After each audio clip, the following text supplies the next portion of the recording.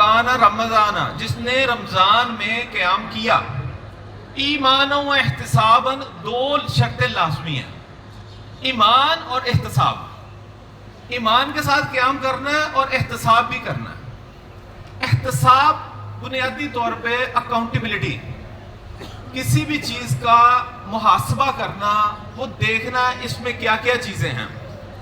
ہمارا جو کنسپٹ بنا ہوا ہے نا گناہ معاف کروانے کا، ہم تو چاہتے ہیں کہ ہمیں کہنا بھی نہ پڑے اور گناہ معاف ہو جائیں، یا پھر روٹین میں جو استغفار کیا جاتا ہے وہی کافی ہے۔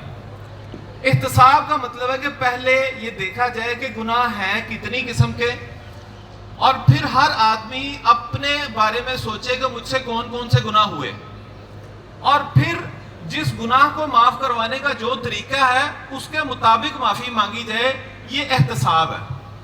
تو دو شرطیں جو ہیں ایمان اور احتساب۔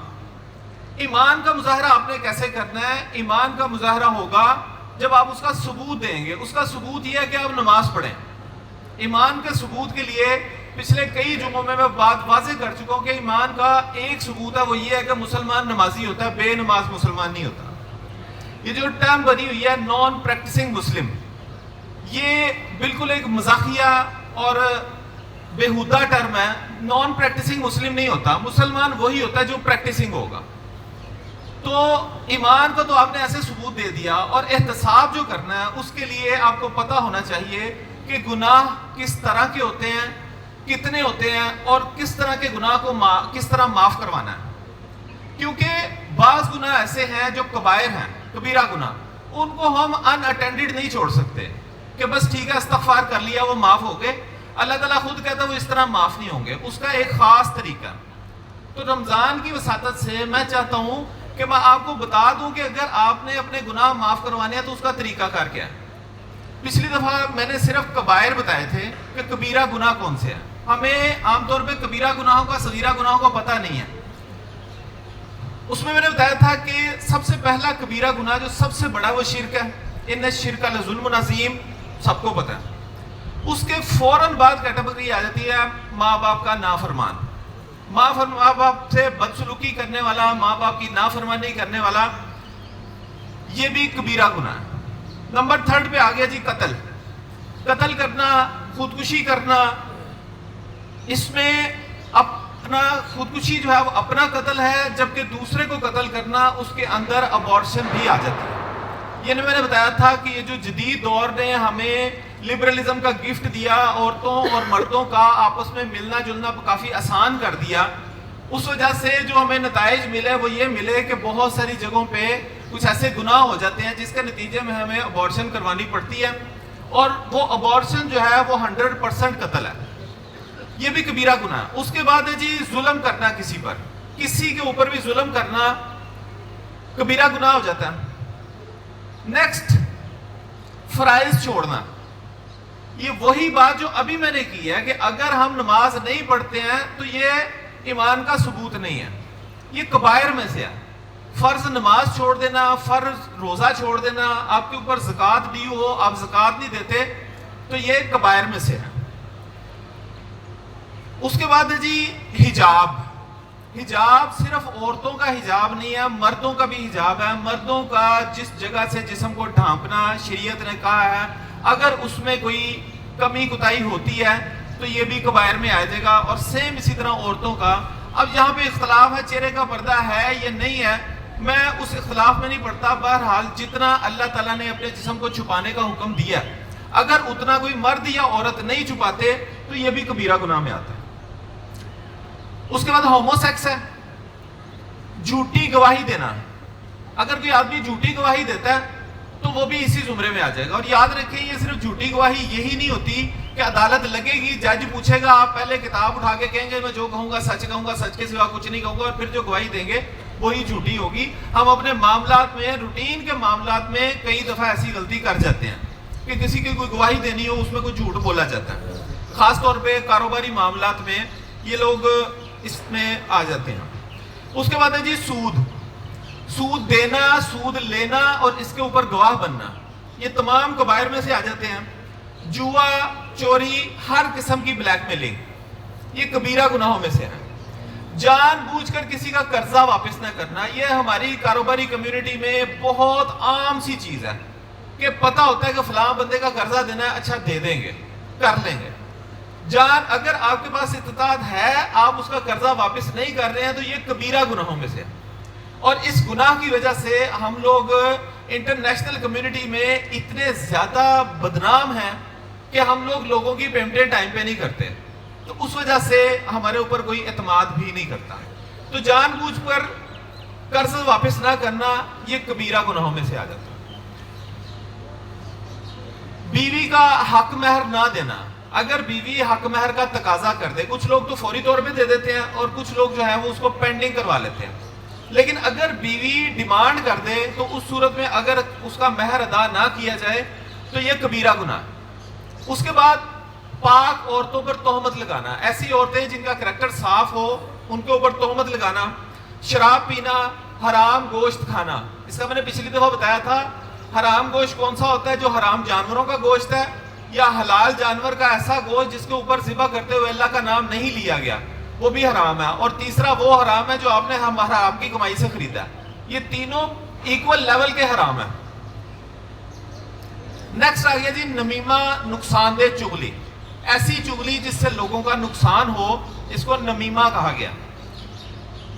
نبی صلی اللہ علیہ وسلم کی حدیث میں آتا ہے کہ آپ صلی اللہ علیہ وسلم ایک دفعہ جا رہے تھے تو 2 قبروں کے اوپر آپ نے ٹہنی کو توڑ کے تو اس کے اوپر لگا دیا، بڑی مشہور حدیث ہے۔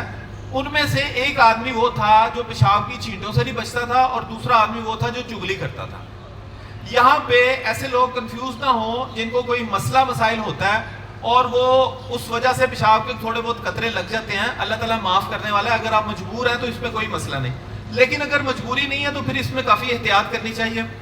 اور دوسرا وہ شخص تھا جس کو جو چغل خور آدمی تھا، جو لوگوں کے درمیان ایسی چغلی کرتا تھا جن سے ان کی لڑائی ہو جائے آپس میں۔ حالت جنابت میں نماز ادا کرنا، اگر حالت جنابت میں ہے، آپ کے اوپر ایسی کنڈیشن ہے کہ آپ کے اوپر غسل فرض ہوا ہے، وہ کسی بھی وجہ سے ہو سکتا ہے، نائٹ فال کی وجہ سے یا جنسی معاملے کی وجہ سے، دونوں صورتوں میں اگر آپ جنابت کی حالت میں نماز پڑھنے کھڑے ہو جاتے ہیں تو یہ کبیرہ گناہ ہے۔ اس کے بعد ہے جی والدین کو گالی دینا، اگر کوئی شخص اپنے والدین کو گالی دے، والدین کو گالی دینا کبیرہ گناہ میں۔ آپ صلی اللہ علیہ وسلم سے پوچھا گیا کہ یا رسول اللہ کوئی بندہ اپنے والدین کو بھی گالی دے گا؟ آپ نے فرمایا ہاں، جب آدمی کسی کا والدین کو گالی دیتا ہے تو اس کے جواب میں وہ اس کے والدین کو گالی دیتا ہے، تو اس نے وہ گالی دلوائی، یہ بھی اپنے ماں باپ کو گالی دینا ہے۔ نیکسٹ، اور جو میں نے بتائے ہیں ویسے کبیرہ گناہ جو ہے نا یہ تقریباً 70 ہیں، لیکن یہ جو بہت زیادہ مشہور اور قرآن میں ان کے واضح طور پہ حدیث میں ان کا بیان ہے یہ وہ ہے۔ ان میں لاسٹ، ویسے ٹوٹلی یہ لاسٹ نہیں ہے، ان میں لاسٹ یہ ہے ہمسائے کی بیوی سے زنا کرنا، ہمسائے کے ساتھ ان کے گھروں میں کوئی ایسے تعلقات قائم کر لینا کہ اس طرح کا واقعہ ہو جائے، یہ بھی کبیرہ میں آ جاتا ہے۔ نیکسٹ، صغیرہ گناہ۔ صغیرہ گناہ سے پہلے میں بتا دوں کہ اگر صغیرہ گناہ جو ہے اس کو بار بار کیا جائے اور عادت بنا لی جائے تو یہ آپ کو کبیرہ کی طرف لے جاتا ہے، یہ ہوگا صغیرہ ہی اور اس کی معافی آسانی سے ہو جاتی ہے، لیکن اگر اس کو چھوڑا نہ جائے تو یہ ہمیں کبیرہ کی طرف لے جاتا ہے۔ امام ابن قیم فرماتے ہیں کہ سب سے پہلے گناہ کے حوالے سے خیال پیدا ہوتا ہے، اس کے بعد خیال، اگر خیال کو ترک نہ کیا جائے تو وہ تصور بن جاتا ہے، تصور اگر اس کو ترک نہ کیا جائے تو پھر وہ پلان بن جاتا ہے، پلان ایکشن کو لیڈ کرتا ہے، پلان کے بعد ہم اس کا ایکٹ بھی کر لیتے ہیں اس کے اوپر، اگر وہاں پہ نہ روکا جائے ایکٹ کرتے ہوئے تو پھر وہ عادت بن جاتی ہے، اور اگر عادت نہ چھوڑی جائے تو پھر وہ ایڈکشن بن جاتی ہے۔ جب ایڈکشن بن جائے گی تو پھر ایڈکشن والا معاملہ آپ لوگوں کو پتہ ہے کہ جب انسان کا ڈوپامین لیول ایکسٹریم تک پہنچ جاتا ہے تو پھر اس کی ڈیمانڈ بڑھ جاتی ہے، تو پھر یہ ہم کبائر کی طرف چلے جاتے ہیں۔ تو صغیرہ گناہ بھی ایسے نہیں ہے کہ ان کے اوپر مسلسل رہا جائے، بلکہ ان کو جس لیول پہ آپ کانشیس ہو جائے اس کو چھوڑنے کی کوشش کرنی ہے کہ یہ صغیرہ گناہ اس کو میں ابھی سے چھوڑ دوں۔ اس میں جی سب سے پہلے ممنوع دیکھنا، کوئی ایسا مواد آپ نیٹ پہ دیکھ لیتے ہیں جو کہ ولگر ہے تو یہ صغیرہ گناہ۔ اب نوجوان اکثر سوچیں گے چلو صغیرہ ہی ہے نا کوئی بات نہیں، ممنوع دیکھنا، اس میں وہ بد نظری بھی آ جاتی ہے جو ہم غیر محرم عورتوں کی طرف دیکھتے ہیں، یہ جو بھی چیز دیکھنے کے بارے میں منع کیا گیا یہ صغیرہ گناہ، یہ کبیرہ نہیں ہے، لیکن یہ کبیرہ کی طرف لے جاتا ہے انسان کو. ممنوع سننا، چغلی سننا، اگر کوئی چغلی کر رہا ہو، جو جدید دنیا میں مہذب لوگ ہیں وہاں پہ آپ کبھی کسی سے کسی کی چغلی کر کے دیکھیں، سب سے پہلے ان کا جواب ہوگا گو ٹیل ہم، اس کو بتاؤ، جس کا مسئلہ نا اس کو بتاؤ، مجھے نہ بتاؤ. چغلی کرنا بھی غلط ہے، چغلی سننا بھی غلط ہے. آپ کو چاہیے کہ اس کو منع کریں کہ یار یہ اس بندے کی برائی ہو رہی ہے، آپ اس کو بتاؤ تاکہ وہ اصلاح کر سکے. یہ فساد پیدا کرنا یہ ٹھیک نہیں ہے. اس کے بعد ممنوع سننے میں نے بتایا تھا کہ میوزک کنٹروورشل ہے، کچھ لوگ اس کو جائز کہتے ہیں اور کچھ لوگ ناجائز کہتے ہیں، لیکن اس میں جو مواد ہے، جو ریپ میوزک ہے، جو ہمارا سیڈ میوزک آ جاتا ہے، جو ہمارا ولگر میوزک آ جاتا ہے، اور اس میں جو اچھا میوزک جو ہے نا وہ تو ابھی مجھے تو نہیں مل رہا ادھر، لیکن جو میوزک ہے یہ بھی بہرحال اس میں جو مٹیریل ہوتا ہے وہ انتہائی نقصان دہ ہوتا ہے. یہ ممنوع سننا جو ہے یہ بھی صغیرہ گناہ میں آئے گا. ممنوع چھونا، آپ کسی نامحرم عورت کے ساتھ ہاتھ ملا لیتے ہیں تو یہ صغیرہ گناہ ہے. ممنوع چیز کو چھونا صغیرہ میں آتا ہے، یہ کبیرہ میں نہیں آتا. لیکن بات وہی ہے، کل یا پرسوں ایک کلاس میں بیٹھا تھا تو کلاس کے علاوہ کچھ بچے بیٹھے تھے، تو گرلز اور بوائز جو ہے نا وہ درمیان میں ایک بینچ کے ساتھ بیٹھے تھے. وہ بچے نے مجھے کہا، میں اسلامیات پڑھانے لگا تو بچے نے مجھے کہا سر میرا ایک سوال ہے. میں نے کیا؟ کہتا جی اگر ایک آدمی کسی چھوٹے بچے کو کس کرنے کی بجائے اس کو ہلکی سی دندی کاٹ لے تو اس سے روزہ خراب تو نہیں ہوتا؟ تو میں نے ان کو کہا، میں کہا یار اس سے تو نہیں ہوتا، لیکن یہ جو آپ نامحرم کے ساتھ بیٹھے ہیں نا بالکل 1 فٹ کے فاصلے پہ، اس سے بہرحال کافی گڑبڑ ہو جاتی ہے. تو نامحرم کو چھونا جو ہے یہ صغیرہ گناہ میں آئے گا، یہ کبیرہ نہیں ہے. اس کے علاوہ نامحرم کے ساتھ تنہائی میں بیٹھنا، نبی صلی اللہ علیہ وسلم نے فرمایا کہ جب بھی کوئی بندہ نامحرم کے ساتھ تنہائی میں ہوتا ہے، وہ تنہائی کمرے میں بند بھی ہو سکتے ہیں، یہ وہ پارک کی نکر بھی ہو سکتی ہے، کوئی دوسرا بندہ نہ ہو. تیسرا، لازماً ان کے ساتھ شیطان ہوتا ہے. جب بھی کوئی بندہ کسی نامحرم عورت مرد کے ساتھ یا مرد عورت نامحرم کے ساتھ تنہائی میں ہوں گے، ان کے ساتھ تیسرا شیطان ہوگا، اور یہ شیطان آپ کو کبیرہ کی طرف لے جانے کی کوشش کرے گا. اس کے بعد ہے جی غیر نقصان دہ جھوٹ بولنا. عام طور پہ ہم مذاق میں جھوٹ بول لیتے ہیں یا ویسے ہی جھوٹ بولتے ہیں جس سے کسی کا کوئی اتنا نقصان نہیں ہو رہا ہوتا. ایسا جھوٹ بولنا جو ہے یہ صغیرہ گناہ ہے. جھوٹ بولنا گناہ، لیکن یہ صغیرہ میں آتا ہے. کسی بھی قسم کی جیلسی جو ہے یہ صغیرہ گناہ ہے. غصہ صغیرہ گناہ میں آئے گا. لیکن غصے کا ایک میں چیز بتا دوں آپ کو، یہ سائنٹیفکلی پرووڈ ہے کہ جس وقت انسان غصہ کرتا ہے نا، 1 سیکنڈ غصہ کرنے سے 10 سیکنڈ تک ہمارے دماغ کا جو ریزننگ پروسیس ہے نا یہ بند ہو جاتا ہے. اور اگر 10 سیکنڈ تک ریزننگ پروسیس بند ہو جائے تو اس میں کیا ہوتا ہے کہ اسی وقت میں غلط فیصلے ہوتے ہیں. آپ دیکھیں ٹریفک کے معاملات میں اکثر یہ ہوتا ہے، کسی کو کوئی گاڑی لگ گئی، کوئی کٹ مار کے نکل گیا، اور اگر تو بس چلے تو فوراً گالی نکلتی ہے، یا پھر یہ کہ اگر وہ ٹکراؤ ہو جائے تو پھر لڑائی وہ 10 سیکنڈ کے اندر ہوتی ہے. اگر 10 سیکنڈ کا وقفہ دے دیا جائے تو ہمارا تھاٹ پروسیس شروع ہو جائے گا. وہ تھاٹ پروسیس ہمیں روک دیتا ہے. تو کوشش کرنی چاہیے کہ جب بھی غصے کا ٹائم آئے نا، اپنے آپ کو 10 سیکنڈ کا وقفہ دیں. لیکن ہوتا یہ ہے کہ پہلے 1 سیکنڈ میں غصہ آتا ہے، دوسرے سیکنڈ میں اور بڑھ گیا ہوتا ہے، اور پھر اگلا جب گالی نکالتا ہے تو پھر 50 سیکنڈ تک جاتا ہے. تب اس صورت میں لڑائی جھگڑا جو ہے نا وہ لازمی ہوتا ہے. تو غصہ کرنا صغیرہ گناہ میں آتا ہے، اور اس سے بہت زیادہ بچنے کی ضرورت ہے. اس سے آپ بہت سے جھگڑوں سے بچ سکتے ہیں.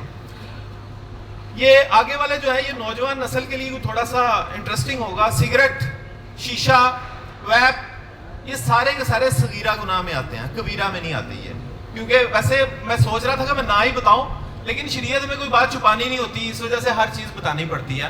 یہ سگریٹ وغیرہ اس طرح یہ ساری چیزیں چھوٹے گناہوں میں آتی ہیں. ہاں آپ اس کو ایڈکشن کر لیں اور پھر کسی وقت میں آپ کو پھیپھڑوں کا کینسر ہو جائے اور اسی وجہ سے ہوا ہو تو پھر آپ خود فیصلہ کر لیں کہ یہ خودکشی ہوئی یا نہ ہوئی.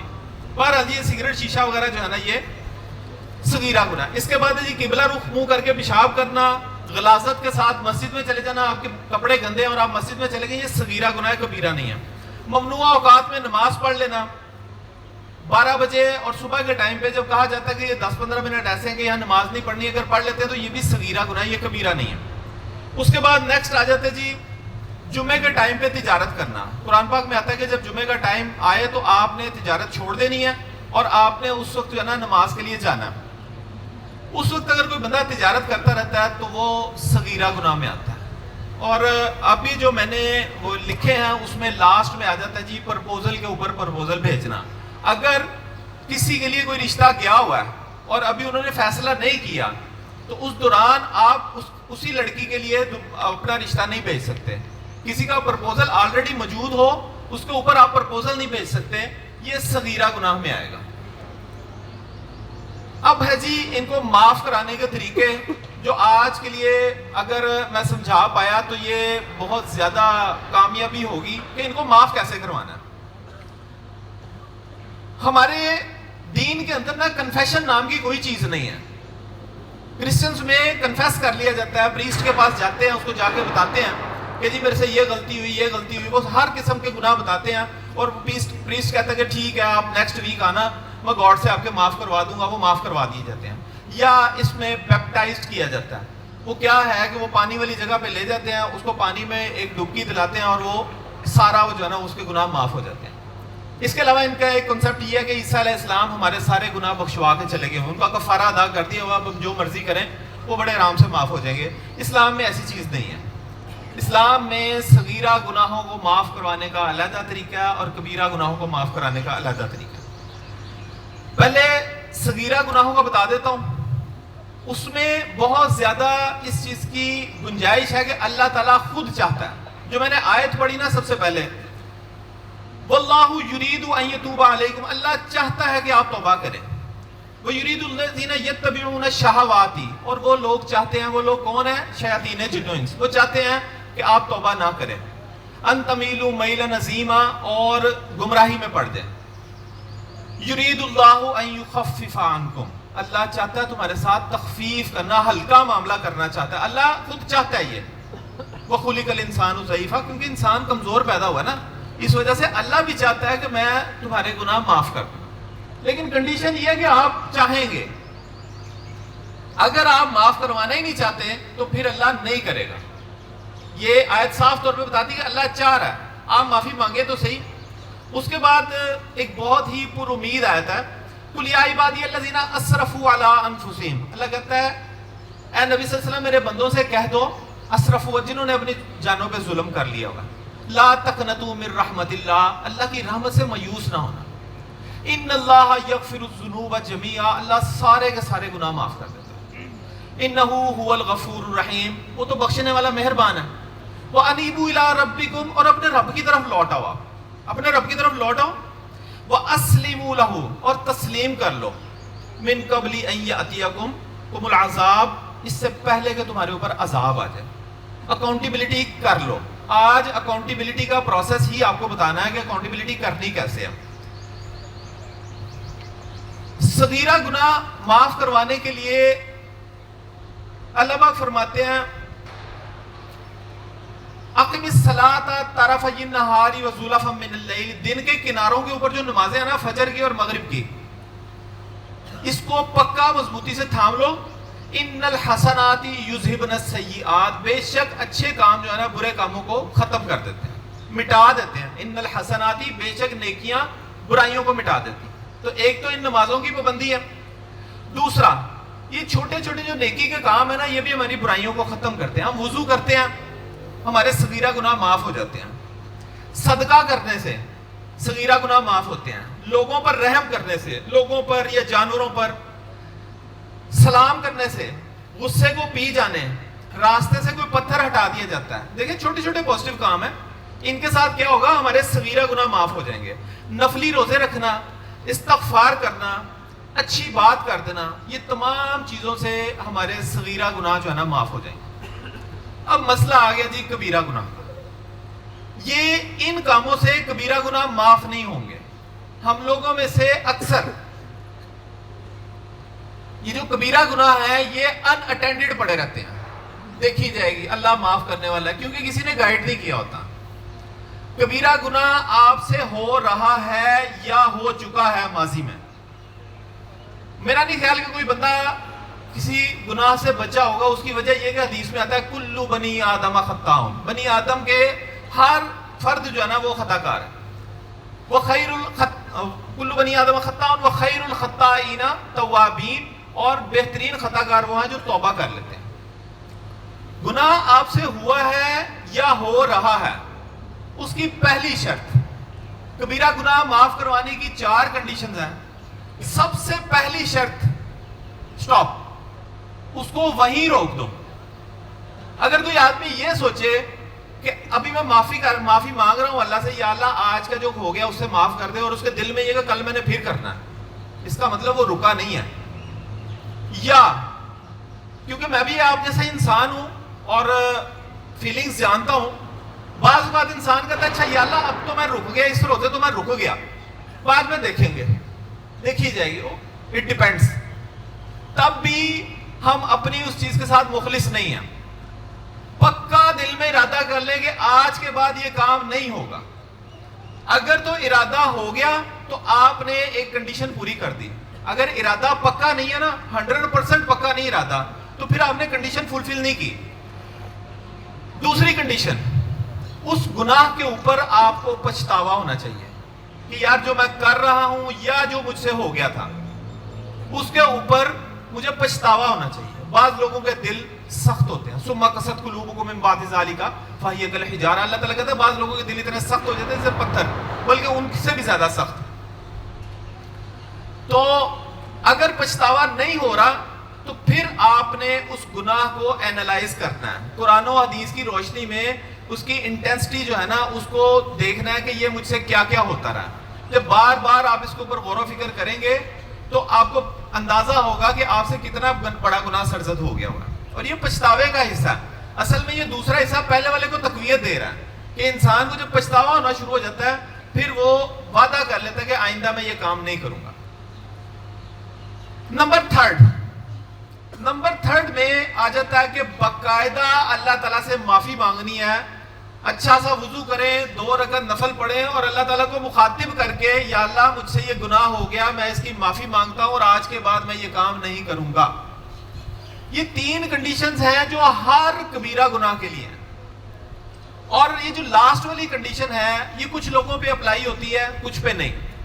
یہ وہ کنڈیشن ہے جس میں حقوق العباد آ جاتے ہیں. ہمیں نا حقوق العباد اور حقوق اللہ کے چکر میں ایسا ایک پیمانہ دے دیا گیا کہ ہر بندے کے منہ پہ ہوتا ہے یار حقوق العباد معاف نہیں ہوں گے، حقوق اللہ تو معاف ہو جائیں گے. حقوق اللہ بھی معاف نہیں ہوں گے جب تک یہ شرط پوری نہیں نہ ہوگی پہلی کہ آپ اس گناہ کو چھوڑ دیں اور پکا ارادہ کریں کہ جتنا مرضی موقع ملا میں یہ گناہ دوبارہ نہیں کروں گا، اس صورت میں معاف ہوگا.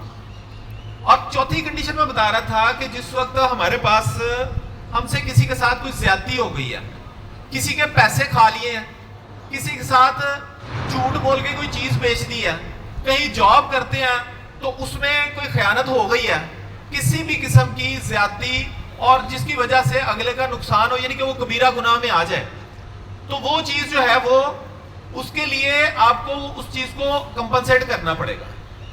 جب تک وہ کمپنسیٹ نہیں کریں گے تب تک یہ معاف نہیں ہوگا. اگر کسی سے کوئی پیسے لیے وہ واپس نہیں کریں گے، جب تک نہیں کریں گے تب تک یا تو معاف کروا لیں اور یا پھر اس کو واپس کریں. زیادتی ہو گئی تو معافی مانگیں. ایک لڑکے کا واقعہ ایک عالم نے بتایا، تو وہ لڑکے نے جب یہ باتیں سنی تو اس نے عالم سے ڈسکس کیا کہ میرے سے میں نے آج سے کوئی 3-4 سال پہلے کوئی کسی جگہ سے نا جینس کی پینٹ چوری کر لی تھی کسی شاپنگ سینٹر سے. تو کہتا اب مجھے ذہن میں آ رہا ہے کہ وہ تو چوری تھی، وہ تو کبیرہ گناہ، تو مجھے اس کی کیسے معافی. تو انہوں نے کہا کہ بھی آپ اس کو جا کے واپس کریں. کہتے جی وہ بندہ جو ہے نا وہ بڑی بےزتی کرے گا. ظاہر ہے ہمیں یہی مسئلہ ہوتا ہے نا کہ بےزتی ہوگی اب جب جائیں گے واپس. یہاں پہ 2 کنڈیشنز ہیں. اگر تو آپ چھوٹی نیکی کرنا چاہتے ہیں تو چپ کر کے پیسے اس میں ڈال کے اس کو کسی طرح پہنچا دیے جائیں، اور اگر بڑی نیکی کرنا چاہتے ہیں اس بے عزتی کو فیس کریں، اس کو فیس کریں، یہ بڑی نیکی ہو جائے گی. اور جب تک ہم کسی کی اس چیز کو واپس نہیں کریں گے تب تک یہ معاملہ حل نہیں ہونا. ٹھیک ہے. اور اگر ہم جو اپنے گناہوں کی اللہ تعالیٰ سے معافی نہیں مانگیں گے، اس کو چھوڑیں گے نہیں، تب بھی یہ معاملہ جو ہے نا یہ سالو نہیں ہونے والا. اچھا، اب یہاں پہ ایک چیز تو یہ ہے کہ ہمارے اندر ایک کنسپٹ پایا جاتا ہے جو کہ بیسیکلی یہودیوں کا کنسپٹ تھا. وَقَالُوا لَن تَمَسَّنَا النَّارُ إِلَّا أَيَّامًا مَّعْدُودَاتٍ کہ ہمیں تو جہنم کی آگ چھوئے گی نہیں لیکن گنتی کے چند دن. قرآن پاک یہ یہودیوں کا نظریہ بتاتا ہے. ہم لوگ کلاس میں پڑھا رہے ہوتے ہیں, جب ذرا بحث بن جائے وہ بچے کہتے ہیں نہیں سر وہ اس کے بعد تھوڑی سی سزا کے بعد معافی ہو جائے گی نا. سورۃ معارج میں اللہ تعالیٰ فرماتے ہیں کہ میرے یہاں کا ایک دن تمہارے 50,000 سالوں کے برابر ہے. اللہ تعالیٰ کے ہاں کا ایک دن ہمارے 50,000 سالوں کے برابر ہے. اب اگر وہاں کا ایک گھنٹہ ہوگا تو ہمارے تقریباً 20,000 سال بنتے ہیں, سوری 2,000 سال. وہاں کا اگر ایک منٹ ہوگا تو یہاں پہ تقریباً 34 سال بنتے ہیں, اور وہاں کا ایک سیکنڈ جو ہے وہ یہاں کے تقریباً 6 ماہ سے, میں نے کیلکولیٹر پہ کیلکولیٹ کیا تھا, 6 ماہ سے. تو جناب بات یہ ہے کہ اگر 2-4 گھنٹوں کی سزا مل گئی نا تو وہ ممکن نہیں ہے برداشت کرنا. یہ تو اللہ تعالیٰ سے دعا ہوتی ہے کہ یا اللہ ہمیں ایک سیکنڈ کے لیے بھی جہنم میں نہ لے جانا, کیونکہ اس کا ایک سیکنڈ بھی ہمارے یہاں کے تقریباً 6.25 ماہ کے برابر ہے. ہم سے ہماری داڑھ کا درد برداشت نہیں ہوتا. یہ وہ باتیں میں بتا رہا ہوں جو انسان کے ساتھ آنے والی ہیں. اللہ تعالیٰ قرآن پاک میں کہتا ہے وَيَذَرُونَ وَرَاءَهُمْ يَوْمًا ثَقِيلًا, ان کے اوپر نا بڑا بھاری دن آنے والا ہے, تو انہوں نے بھولے پڑے ہیں یہ سارے. تو اگر چند منٹ کی یا چند گھنٹوں کی سزا بھی ہو گئی نا تو اس کے لیے وہ ہمارے لیے قابل برداشت نہیں ہوگی. تو آج کے دن یہ چیز یاد رکھیں کہ جو بھی آپ کے گناہ ہیں ان کو ان اٹینڈڈ نہ چھوڑیں, بالکل ان اٹینڈڈ نہ چھوڑیں. دیکھیں میں جمعہ پڑھنے آتا ہوں, پڑھانے جب آنا ہوتا ہے تو کچھ چیزیں ہوتی ہیں, پرس, چابیاں, موبائل, اینک, یہ ساری چیزیں لے کے آنی. اگر ایک چیز بھی مس ہو جائے نا تو میرے لیے پرابلم ہو جائے گی. اس کا مطلب ہے میں ان چیزوں میں سے کسی چیز کو ان اٹینڈڈ نہیں چھوڑتا, ہر چیز کو مجھے اٹینڈ کرنا پڑتا ہے. تو ہمارے پاس اتنا بڑا مسئلہ ہے کہ ہم نے اپنے گناہوں کو ان اٹینڈڈ چھوڑا ہوا ہے.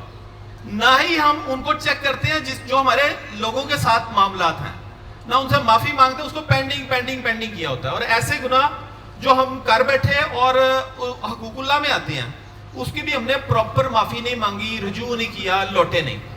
انفارمیشن کی 1-2 باتیں اور ہیں. ایک تو چیز یہ کہ اپنے گناہ کی تشہیر نہیں کرنی چاہیے. اسلام میں کسی قسم کی کنفیشن نہیں ہے. کنفیس کرے صرف اللہ کے سامنے, کسی بندے کو بتانے کی ضرورت نہیں ہے. اس کے بہت زیادہ نقصانات ہوتے ہیں, برائی عام ہو جاتی ہے, لوگوں کو آئیڈیاز مل جاتے ہیں کہ اچھا ایسے بھی ہو سکتا ہے تو میں بھی کرتا ہوں. تو اس وجہ سے کنفیشن بندوں کے سامنے اس نام کی کوئی چیز نہیں ہے. ایک کنسپٹ یہ ہے کہ جی شرک کی معافی نہیں ہوگی. قرآن پاک کی آیت ہے ان اللہ لا یغفر ان یشرک بہ ویغفر ما دون ذلک لمن یشاء. اللہ تعالیٰ شرک کو معاف نہیں کرتا, اس کے علاوہ جو چیز ہو اس کو معاف کر دیتا ہے. یہ یاد رکھیں, جس وقت قیامت میں فیصلے ہوں گے اس وقت اگر تو کوئی بندہ شرک کے اوپر مرا ہوا ہے نا, جو میں آیت سنایا کرتا ہوں کہ ولا تموتن الا وانتم مسلمون, تمہاری موت کے وقت تم مسلمان ہو, یہ بڑا ضروری ہے. اگر تو شرک کے اوپر مر گیا کوئی بندہ تو اس کی تو بخشش بالکل نہیں ہے. ہاں اگر اس نے توبہ کر لی تو عین ممکن ہے اللہ تعالیٰ اس کو معاف کر دے. اس کی دلیل یہاں سے آتی ہے کہ مشرکین مکہ جو اپنے پہلی زندگی میں شرک کر چکے تھے, جب وہ مسلمان ہوئے تو پھر ان میں سے کئیوں نے رضی اللہ عنہم ورضوا عنہ کا درجہ بھی پایا, تو ان کے بھی تو معاف ہو گئے نا. وہ کیا ہوا, اسلام کے بعد انہوں نے توبہ کر لی. تو یہ دلیل ہے جی کہ شرک کی معافی ہو سکتی ہے. ہاں اس کو چھوڑ دیا جائے اور انہی اصولوں کے تحت اس کی معافی مانگی جائے اللہ تعالیٰ سے. تو اللہ سے امید کرنی چاہیے کہ اللہ تعالیٰ ہمارے گناہ معاف فرمائے گا. ایک اور بات, ایک بچے نے مجھ سے کہا تھا کہ ظہر کی نماز میں کچھ بچے جو ہے نا وہ جماعت کے ساتھ نماز ادا نہیں کرتے ہیں, وہ گھر چلے جاتے ہیں جلدی اور اکیلے نماز پڑھنے کو ترجیح دیتے ہیں. یہ ایک ترغیب ہے کہ جماعت کے ساتھ نماز پڑھنا اور سادہ نماز پڑھنا, اکیلے نماز پڑھنا, اس میں 27 گناہ کا فرق ہے. اگر آپ اکیلے نماز پڑھتے ہیں تو آپ کو 1 نماز کا ثواب ہوتا ہے, اور اگر جماعت کے ساتھ پڑھتے ہیں تو آپ کو 27 نمازوں کا ثواب ہوتا ہے. اس کے علاوہ جو رمضان ہے اس میں تو اضعاف مضاعف ہے, اس کو بڑھا کے 700 گنا تک کر دیا جاتا ہے. تو ہمیں ضرورت اس چیز کی ہوگی قیامت والے دن کہ ہمارا نامہ اعمال جو ہے نا اس میں نیکیوں کا پلڑا بھاری ہو. تو یہ بھی گولڈن چانس ہوتا ہے رمضان میں کہ جس وقت آپ جماعت کے ساتھ نماز ادا کرتے ہیں تو اس صورت میں یہ ہوتا ہے کہ آپ کو جو نماز ہوتی ہے نا پڑھتے آپ ایک ہی ہیں اور آپ کو ثواب بہت زیادہ نمازوں کا ہو جاتا ہے. تو یہ اس بچے نے مجھے سجیشن دی تھی. باقی ایک اور چھوٹی سی بات میں بتانا چاہوں گا کہ اگر کوئی سجیشن ہے، کوئی آپ کو کوئی چیز مجھ سے ڈسکس کرنی ہے تو میرے چینل کے اوپر کمنٹ کر دیا. اگر میں کمنٹ سارے پڑھتا ہوں، اس کا جمعے کا کلپ یا چھوٹا سا ایک ٹکڑا لازمی اس کے اوپر اپلوڈ کرتا ہوں. میرے چینل کے اوپر آپ کمنٹ کر دیں گے نا، کوئی سجیشن ہے یا کوئی معاملہ پوچھ رہے ہیں کوئی بھی، تو میں انشاءاللہ اس کو اٹینڈ کروں گا. اس کا فائدہ یہ ہے کہ بعض اوقات سوال ایک آدمی کا ہوتا ہے اور بھلا بہت سے لوگوں کا ہو جاتا ہے، وہ لوگوں کو ریپرزینٹ کر دیتا ہے. تو چینل کا اگر نام پتہ کرنا ہو تو یہ اسلم صاحب کو میں بتا دوں گا، لکھ کے دے دوں گا، ان سے کوئی پوچھ لیں. جس نے کوئی سوال کرنا ہے، کوئی چیز پوچھنی ہے یا بعض اوقات کوئی اچھا مشورہ ہی دینا ہے، تو وہ اس کے اوپر مجھے بتا دیا کریں. انشاءاللہ کوشش کی جائے گی کہ اس کو بھی جو ہے نا پراپر طریقے سے مینیج کیا جائے. اللہ تعالیٰ سے دعا ہے کہ اللہ تعالیٰ ہمیں دین کو سمجھ کر اس پر عمل کرنے کی توفیق عطا فرمائے. اقول قولی ھذا واستغفر اللہ لی ولکم ولسائر المسلمین والمسلمات.